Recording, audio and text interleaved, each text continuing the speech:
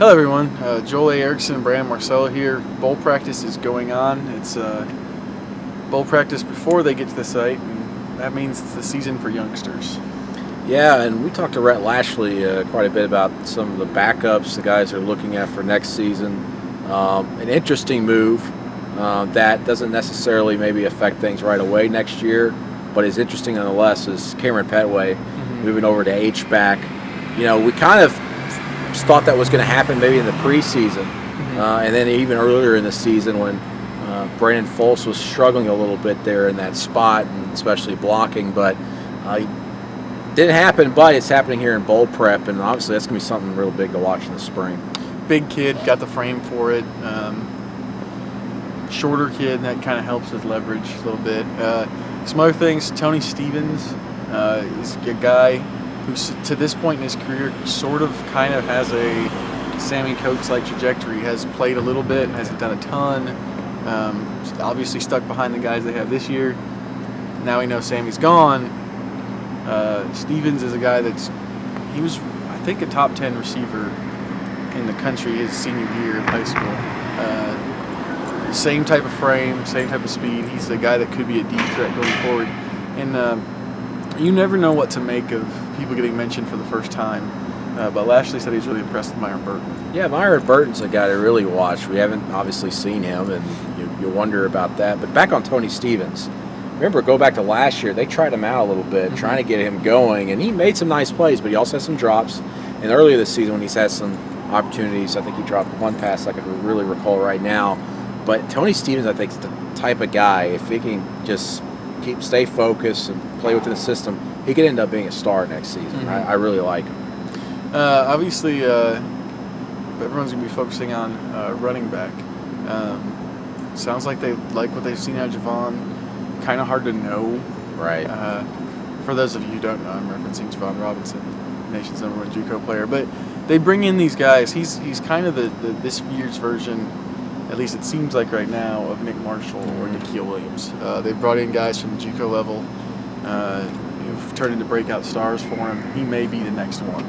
Yeah, second year in a row they have a #1 JUCO on campus. Last year, it obviously being Duke Williams, and you see what he's doing right now, and possibly going to the NFL early. Still no word on that, by the way.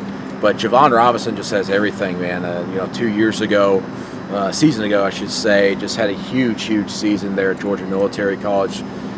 Rushing for, 34 touchdowns, something along those lines. 2,300 yards. It's just incredible. In 12 games, almost 200 yards a game. Yeah, just incredible season. Was hindered a little bit by injuries this season. Turf toe at one point. Only had 811 yards, I believe. So, but he's just got all the tools. He's the type of guy to come in immediately and start for an SEC team. And, Auburn's going to have a lot of depth back there. Rock Thomas, Javon Robinson.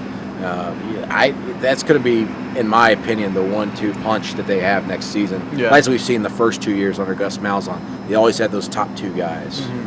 Yeah, that'd be your best bet there. And then the other spot that's kind of interesting is, where do they go on the offensive line? They get Kozan back next year. Austin Golson can play center. Rhett was asked about center, but my mind's blanking right now on what Rhett said. He talked, honestly, me too. Xavier Dampier's obviously back there. We haven't really seen him a lot. You thought you might see him a little bit more, especially against Samford. But, another guy to maybe keep in mind is a guy like Dion Mix. I think I just saw a shooting star. Dion Mix, who can play center. He played tackle in high school, moved to guard, hasn't really cracked the lineup yet. Got his body back in shape, but he can play center if they need it. But it'd be interesting to watch that position. Also, let's talk about quarterbacks real quick. Asked at the tail end of the press conference, Rhett Lashley was asked about, is Jeremy Johnson just going to be the guy going forward? Is there a competition? And he had some interesting things to say there somewhat. We all know it's Jeremy Johnson's to lose, but they're not going in saying he's the guy right away. I don't think they like to do that. They tend to like to say there's competition. You think about what they did with running back this year. It seemed that Cameron Artis-Payne's the guy. Cameron Artis-Payne told us at the bowl game who's going to be the guy. Yeah. But they talked about competition. It's kind of what they've done so far. So that's what this time of the year is really for. They basically what they're doing is They're doing some stuff with the older guys at the beginning of practice, and then sort of like they do at the beginning of training camp, they kind of put the younger guys in and let them go at the second half. So, a lot of stuff to look at in the offense. We don't have much from the defensive side because there's no coordinator. Yeah, there's no coordinator talk to. And Will Muschamp obviously out there evaluating, seeing what he's got. More, I think, trying to see how guys would fit in what he wants to do than anything else, because obviously they're not going to run the same scheme. Absolutely not. But we might not get to talk to anybody defensively besides players. Hopefully we talk to a coach of some sort down at the bowl site in Tampa, considering Charlie Harbison's going to be calling the defense for that game against Wisconsin. So Auburn will get into more heavy bowl prep sometime, I would think, this weekend. They practice through Sunday, and then they break and come back to Tampa on December 26th. So we'll be there, and we'll be here for the rest of the week covering everything Auburn after practices. So stay tuned to AL.com.